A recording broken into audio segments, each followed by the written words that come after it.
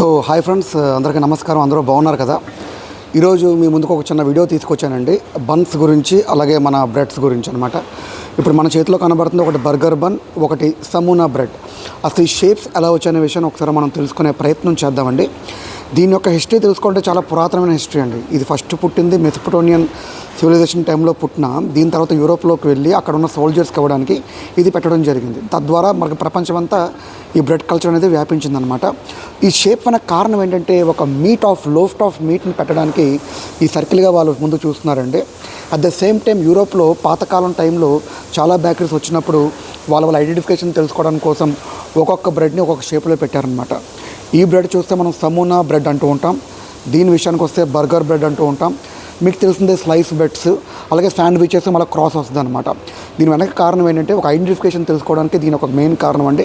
But ఏదైనా సరే ఇది ఒక రెడీమేడ్ ఫుడ్. బ్రెడ్ అనేది పేషెంట్స్కి కానీ సోల్జర్స్కి కానీ ఈజీగా మనం అందుబాటులో ఉండే ఫుడ్ ఈ బ్రెడ్ అనమాట. కాబట్టి బర్గర్ ఫుడ్కి, అలాగే ఈ లాంగ్ బ్రెడ్కి, ఈ సమూనా బ్రెడ్కి అనుకున్న హిస్టరీ ఇదండి. ఎప్పుడైనా గుర్తుపెట్టుకోండి, ఒక ఫుడ్ తినే ముందు దాని ఒక హిస్టరీ కూడా మనం తెలుసుకోవాలి. ఎందుకంటే ఏదో దొరికింది తినేసేమన్న చందాన కాకుండా దీని వెనక హిస్టరీ ఏంటి, దీని వెనక హిస్టరీ అని తెలుసుకొని తింటే మటుకు దానికి ఒక సారూప్యత, దానికి ఒక సాకారం చేకూరుతుందని నా యొక్క ఉద్దేశం అండి. కాబట్టి మీరు కూడా ఏమైనా బర్గర్ తిన్నప్పుడు కానీ బ్రెడ్స్ తిన్నప్పుడు కానీ ఖచ్చితంగా ఈ విషయాన్ని గుర్తుపెట్టుకోండి. దీన్ని సమూనా లాంగ్ బ్రెడ్ అంటాం, దీన్ని బర్గర్ బ్రెడ్ అంటూ ఉంటాం. వీడియో చూసేందుకు థ్యాంక్ యూ. ఎప్పుడు మీ ప్రేమ నాకు అందించే మీ నందు సైనింగ్ ఆఫ్. Thank you.